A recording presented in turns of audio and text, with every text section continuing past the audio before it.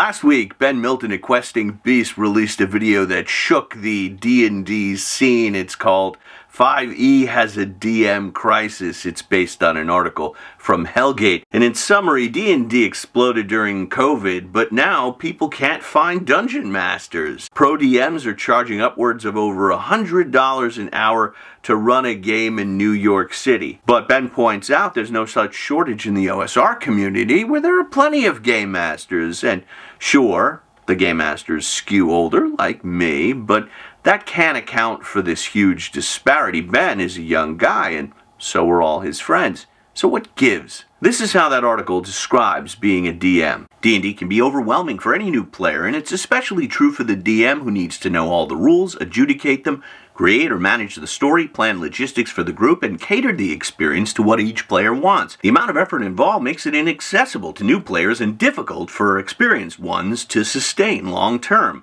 To which Ben responded, I mean, if that's what it takes to be a dungeon master, then they're right. If I had to be a combination of reference book, epic storyteller, event coordinator, and life coach, I wouldn't want to be a DM either. Long, slow clap. Ben, way to put the beast in Questing Beast. For those of you who are unfamiliar with him, Ben is the author of the OSR rule set Knave, which condenses D&D into just 7 pages, and the excellent adventure Waking of Willoughby Hall, which was nominated for an Emmy Award. So this guy is based, and I've been on his show, and I can tell you, as someone who grew up playing this, Ben actually knows more about the development and history of role-playing games in the OSR than I do. As for me, I'm the author of Deathbringer and the Eldritch Hack. I wrote for Dungeon Magazine, more recently Kobold Press and Quest Givers, so I've designed some games and scenarios myself, and I'm going to offer my perspective on Ben's theories today. But first, if you want this type of deep role-playing philosophical discussion, you want to subscribe to this channel. I also do campaign reports with miniatures and models. You can check out my Reviled Society videos for that content, which I think is my best. And you can support my work and get extra video content and gaming tools on Patreon. Ben attributes the DM shortage to 2 factors. First, the rules are too complex, and he offers as evidence this BX. This is the Moldvay BX I learned to play with back in 1981. You can see it's designed for players 10 and up, and you can see it's a very slim volume. Compare that to this, and there are just simply fewer rules to be familiar with. Second, OSR scenarios are mostly location-based. Check out this classic, The Lost City. Once you get into the Lost City, well, it's a mega dungeon. You can't get out. And there's no expectations of an epic storyline, and that just makes prep easier. A number of people answered my recent polls on YouTube and Patreon, and they attributed the main reason to streamers, that they provide an unrealistic standard to which game masters have to live up to. That's partially it. And I will cover it with another video. I'm going to have another video next week called Critical Role Advantage or Disadvantage, where I go into that subject. But most of my players, I would say, are under the age of 20, and none of them watch Critical Role. Like, they don't even know it exists. So I have to imagine that's partially due to it, to a certain demographic, but not everyone.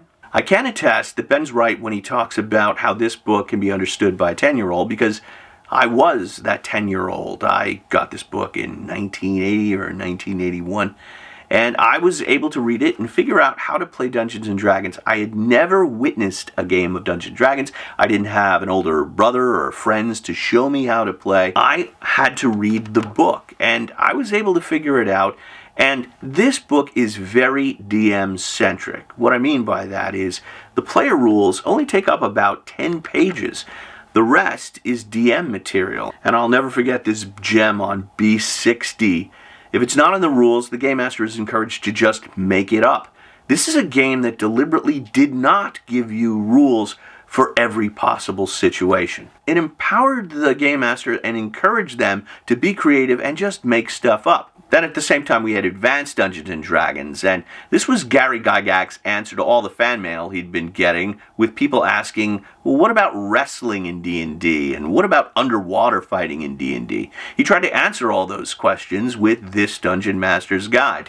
But if you look at the Dungeon Master's Guide and the Player Handbook, and you put them together, you'll see that Dungeon Master's Guide is by far the thicker volume. There are no combat rules in the player's handbook. That's in the Dungeon Master's Guide.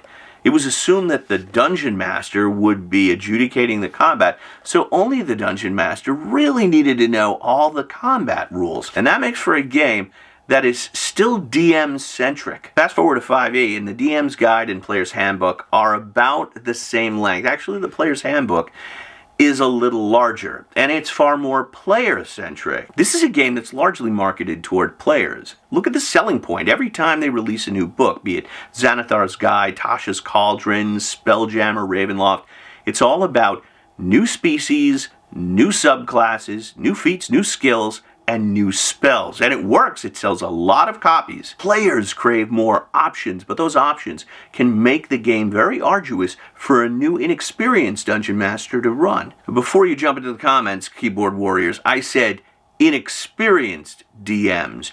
You may have tons of experience and find it's no problem to, say, double the damage in 5e, to take those characters down a peg. But for an inexperienced Game Master who's trying to learn the ropes, it can be overwhelming. Case in point, most characters have dark vision, so if you as the Game Master, you're planning a game where resource management is a big thing, well, it's not a big thing, because everyone can pretty much see in the dark. 3/4 of the characters are spellcasters, and even if you have a cleric or a bard, they can take the Magic Initiate feat and get 2 cantrips and 1 first-level wizard spell. They can have the spell Goodberry, which allows them to feed the entire party with a handful of berries. Now you no longer have to worry about food or water. A simple first-level spell has taken that conflict off the table. If you look at the latest D&D release, your Ardling can be half eagle, half triceratops, half dolphin. Good luck planning a water trap when your dolphin character can hold their breath for an hour. And that final battle you plan to take place on that crumbling bridge or tower is going to feel decidedly less epic when the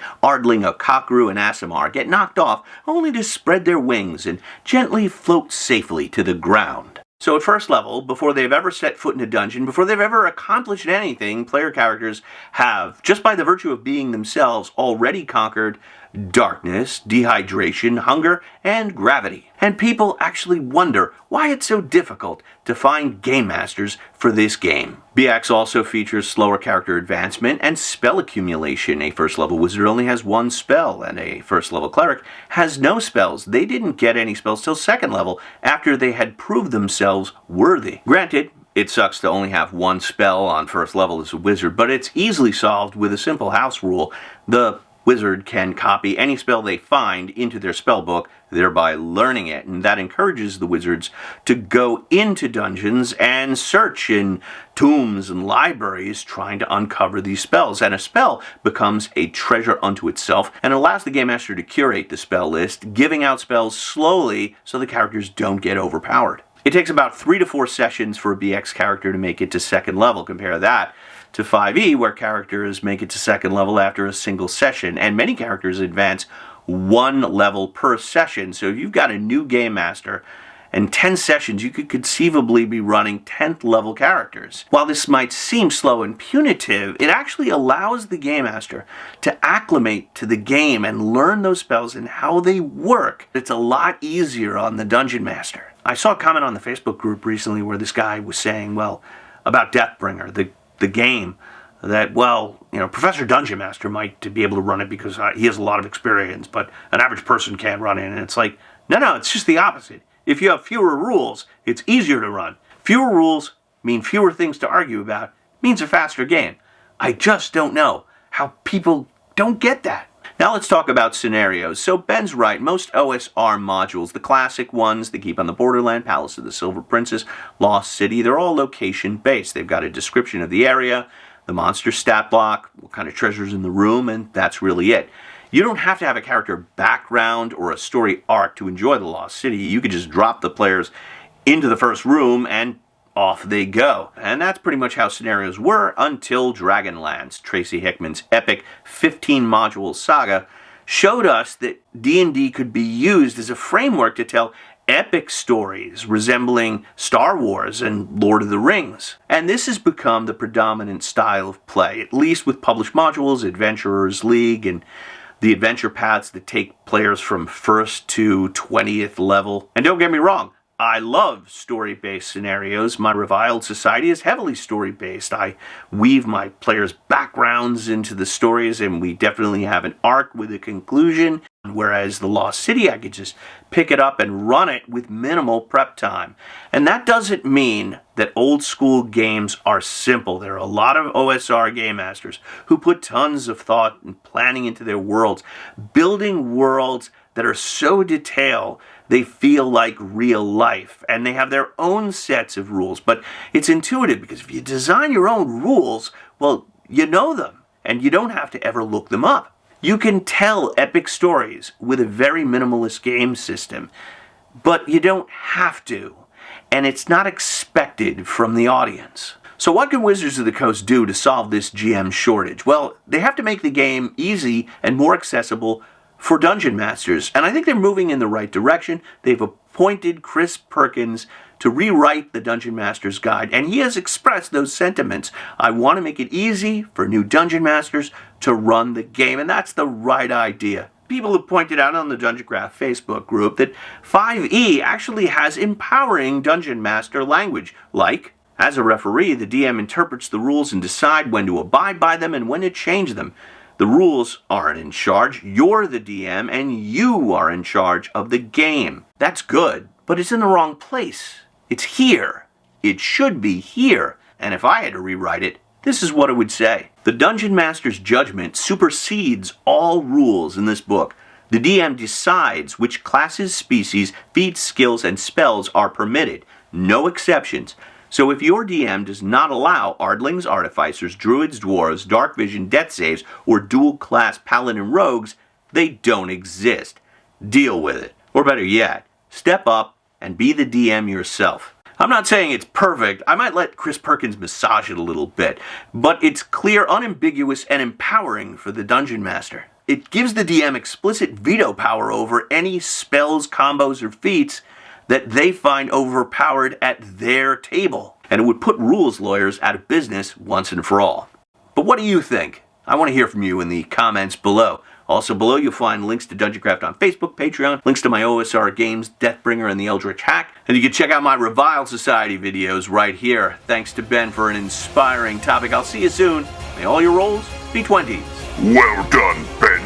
Now you can change the name of your YouTube channel to Flexing Beast. And for a more badass game of D&D, get my Deathbringer rules below and watch more Dungeon Craft.